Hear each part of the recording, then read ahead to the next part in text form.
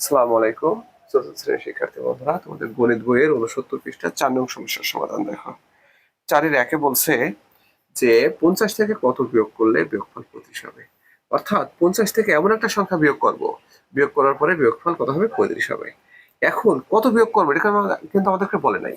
তাহলে আমরা এখানে কি করতে হবে? ধরে নিতে হবে। লিখব কি? ধরি অজানা সংখ্যা। অজানা সংখ্যা কত হবে? ফাঁকা ঘর। অজানা সংখ্যা সমান ফাঁকা ঘর। অজানা সংখ্যা ফাঁকা ঘর। তাহলে বাক্যটা কেমন হবে? এই দেখো, অতএব 50 বিয়োগ ফাঁকা ঘর। তাই তো?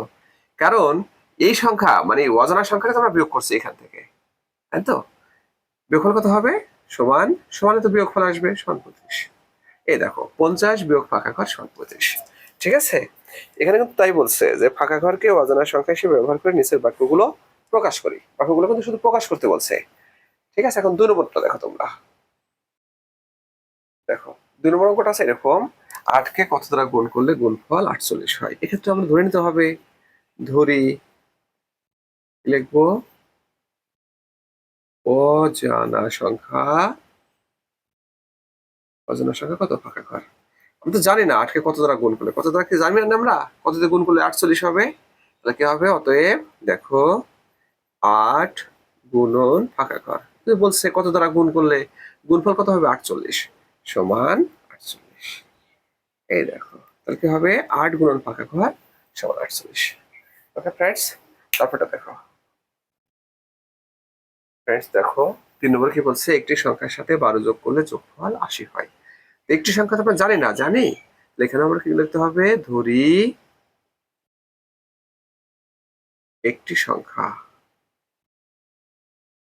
সমান ফাঁকা ঘর। এটাকে আমরা একটি সংখ্যা ধরে নিলাম, তাই না? কি হবে? অতএব দেখো, একটি সংখ্যার সাথে, তাহলে একটি সংখ্যা ফাঁকা ঘর, এর সাথে কত? 12 যোগ করতে বলছে। দেখো, 12 যোগ করলাম সমান যোগফল কত হবে? 180। এই দেখো, 180 হবে। ঠিক আছে?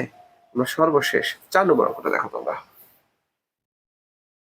ফ্রেন্ডস দেখো, বলছে একটি সংখ্যাকে 15 দ্বারা গুণ করলে গুণফল 270 হবে। এখানে ধরে নেই, ধরি কি হবে? একটি সংখ্যা, একটি সংখ্যা সমান কত? ফাঁকা ঘর ধরলাম আমরা। তাহলে কি হয়? একটি সংখ্যাকে 15 দ্বারা গুণ করবো, তাহলে একটি সংখ্যা হলো ফাঁকা ঘর, একে আমরা 15 দিয়ে গুণ করলাম, তাহলে গুণফল কত হবে? 270 হবে। 270। ঠিক আছে বন্ধুরা, তোমাদেরকে অসংখ্য ধন্যবাদ এই ক্লাস অংশগ্রহণ করার জন্য।